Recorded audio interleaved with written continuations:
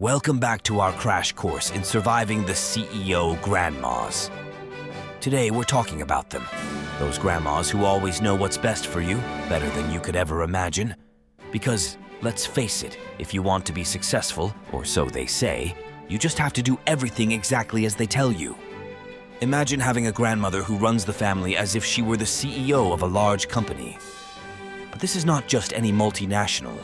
No, this is an old company, founded on real experience and old values. The employees. Well, it's us grandchildren who every Sunday receive our update on the company guidelines. To begin with, let's face it. For Grandma CEO, today's world is a disaster. According to her, everything was better in her day. People were more polite, no one left home with messy hair, and food tasted much better.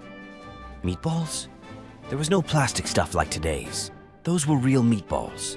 Today, however, we live in chaos. Everyone does what they want without rules or respect. That's why we need a strong, decisive leader. And who better than her, the CEO grandma, can show us the way to success? Chapter 1. Grandma CEO Rules. CEO Grandma has internal rules that not even a Japanese company could imagine. First of all, every important decision must be approved by the family board of directors, chaired by her, of course. Do you want to go study abroad? No way! What's the point of traveling the world when you have everything right under your door?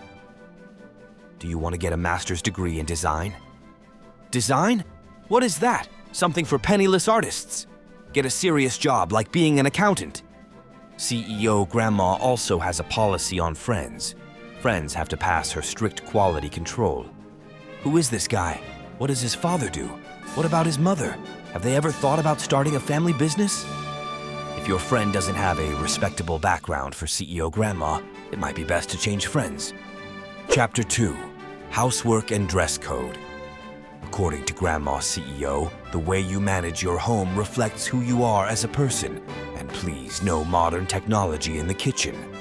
A good ragu is made with a clay pot and mixed by hand for 3 hours. A blender? Ah, sacrilege. And don't even try to offer her a ready-made meal in the microwave. Nothing will ever come into this house that doesn't require at least an hour of preparation, be it meatballs, baked pasta, or tiramisu. Even clothing follows precise rules. If you go to visit her without being impeccable, be prepared to hear phrases like, "What is that shirt? Looks like you got dressed in the dark." According to Grandma CEO, everyone should dress as if they were going to a job interview every day because the clothes make the man indeed. Chapter 3. The perfect career, obviously decided by her. According to Grandma CEO, there is an ideal career for every grandchild, and it is certainly not a career of your choosing. The dream of being an artist? Failed. Becoming a YouTuber? Stuff for slackers. Writing a book? Only if you intend to become the new Umberto Eco. For her, the only real careers are those with a fixed and well-defined salary, possibly in the public administration. Working in a bank, for example, is a wise choice. At your age, my neighbor was already working in a bank. Look where he's come from. He bought a house and has 3 children. And mind you, Grandma CEO is certainly not a fan of new professions. Chapter 4. The great values of the past, which no longer exist today. According to her, today the values of the past no longer exist. In my day, respect for the elderly was sacred.